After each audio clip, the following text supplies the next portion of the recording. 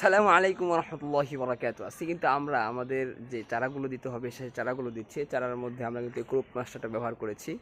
আর দেখেন এই যে আমাদের চারা দেওয়ার জন্য আমরা আপনার যে ভার্মি কম্পোস্ট সার আছে সার দিয়ে তারপরে আপনার এখানে দিচ্ছি কোকোপিট দিচ্ছি আমরা। তারপর যে আমাদের ছাই দিয়েছি। আপনারাও তৈরি করতে পারেন, বাসায় চারা তৈরি করতে পারেন, সেই জন্য কিন্তু আপনারা এই পদ্ধতিটা অবলম্বন করতে পারেন। সাথে একটু ক্রপ মাস্টার দিতে পারেন ও অ্যাগ্রোওয়ানের, সেটা দিলে আপনার জমির যে উর্বরতা ওটা বৃদ্ধি পাবে এবং সাথে সাথে কীটনাশক ক্ষতিকর যে জীবাণু রয়েছে সেগুলো চলে যাবেন। তো যারা কিন্তু আমাদের ভিডিওগুলো দেখেন, প্রতিনিয়ত ভিডিওগুলো দেখবেন, ভালো থাকবেন, লাইক করবেন, কমেন্ট করবেন, শেয়ার করবেন, ইনশাআল্লাহ ভালো থাকবেন। তো আজকে কিন্তু আমরা আমাদের যে চারাগুলো দিতে হবে সেই চারাগুলো দিচ্ছি। চারার মধ্যে আমরা কিন্তু ক্রপ মাস্টারটা ব্যবহার করেছি।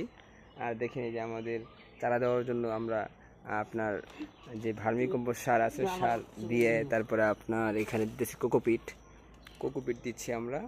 তারপর যে আমাদের ছাই দিয়েছি। আপনারাও তৈরি করতে পারেন, বাসায় চারা তৈরি করতে পারেন, সেই জন্য কিন্তু আপনারা এই পদ্ধতিটা অবলম্বন করতে পারেন।